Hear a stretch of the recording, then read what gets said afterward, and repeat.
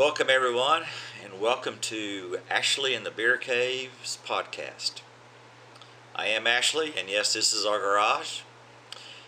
It's called a beer cave instead of a man cave because everybody can enjoy it, but it's actually much more than that. It's a TV media room, music room, an amateur radio room, or a ham hut, if you will, a sports bar, which is BYOB, of course. It's a place where our friends can hang out. It's a conference room, a think tank, a cigar lounge, doggy romper room, a grandkids playhouse, a foyer to the grilling area, which is the driveway, and a tinkering with small projects room.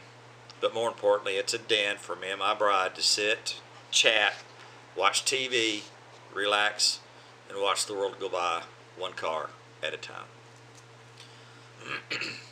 Now let me spend a few moments to tell you about myself to kind of introduce me. I am married and have been married before. And between me and my bride of 8 years, we have 4 children, 2 girls, 2 boys, and that came with 11 grandkids. Jobs, well, I've done a lot of different things to make a living. From an office worker to driving wreckers to an over-the-road truck driver to an officer of the court, a short stint in retail, and then back to daytime truck driving. I do live in the panhandle of Florida. It's a tourist town. It's along the Gulf of Mexico, and absolutely love where we live. Now, I want to tell you a little bit about my podcast. That's probably about enough for me.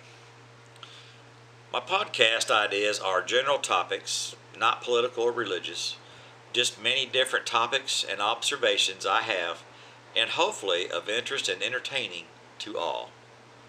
I hope it will be something you chuckle at or think about and converse with your friends in your own cave. The email is ashley.thebeercave@gmail.com. You can search out Ashley and the Beer Cave on YouTube, and of course this podcast will be on Spotify. It's Ashley in the Beer Cave. I hope everybody enjoys it. Now, first topic I'm going to bring up is, since we're getting into tourist season and weather season, is going to be weather awareness and tourist. Alright, tourist, welcome to Florida and all of its weird weather weirdness. Are you on vacation? Are you planning one to the area? Before you arrive, you might want to check our local news stations or the Weather Channel's Outlook. It's best to be prepared before you arrive to the area and pack your belongings accordingly and bring enough for an extra day just in case. Why do you ask? Well, let me tell you, the other day I was in a local big box store and was navigating from one side to the other, and I noticed that all the socks and underwear, the shelves, were empty. I mean, bare. There was no restocking carts anywhere in sight, blocking the aisles or at the ends. I mean, it was like the toilet paper run when COVID hit. Gone. Don't you all bring that stuff when you go on vacation? We may be in short supply, and us locals may have already emptied the shelves, so you may be advised, if you want it or need it, bring it. Traffic. Oh, good grief. We have it. You add tourists, we get jammed up. Please do the speed limit when traffic allows. It's very important to know where you are headed, and Google Maps is great at giving instructions to your destination. Please don't slow down to 10 miles an hour on a 35-mile-an-hour road to look at the water. Pull off the road, then take your picture. I don't go to a big city like Atlanta and on 285, the perimeter.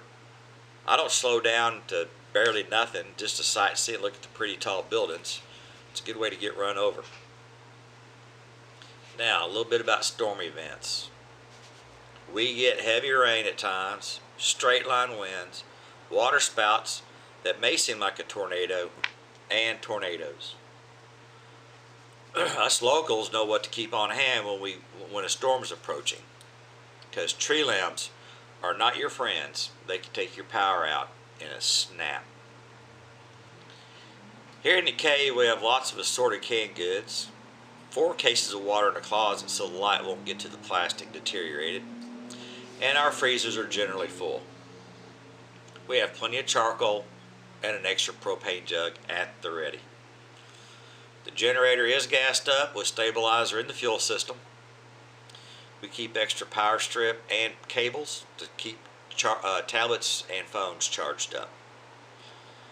Now when severe weather is approaching, like a hurricane, we know what to go get. Ice, fill up all the coolers you have. Bread and any perishable items you may have, because you have plenty of ice, you can keep it cool. If you do lose power, use the melted ice for pets drinking water and flushing water if needed. I usually run my refrigerators about 20 to 30 minutes every couple of hours just to keep them cool. They will stay cool as long as you don't open and close the door like you're grocery shopping. You may want to let your teenagers in on that little secret. It's also best to turn off the AC at the thermostat, then go to your breaker panel and turn off all the breakers except for 2. One inside light and one outside light.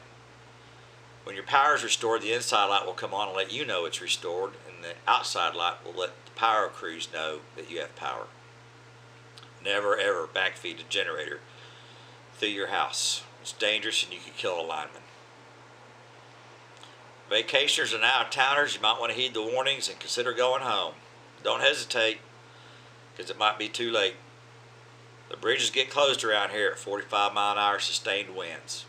We are an island, and to leave the area, you have to cross a bridge in any direction. So welcome to Florida, and hopefully you have enjoyed your stay, and hopefully you enjoyed our weather. I hope that you've enjoyed the podcast. This is my first one, so I'm sure as it evolves and goes on, I get a little bit more comfortable with it. I am a one-man show right now. I hope some of my topics will find of interest. I'm going to try to do this once a week. Usually record them on a Saturday and try to have them up by Sunday. I got to do some editing and get it ready to upload. It may take a few minutes. So check back and check back often. And if it's on YouTube, I'd like a thumbs up if you like what you see, or just want to be tuned in to see what's coming up next. Comments, concerns, or whatever, an email, ashley.thebeercave@gmail.com. I generally respond pretty quick. Again, I hope you enjoyed it. I hope you all have a great rest of your day, and until next time, I'll be seeing you.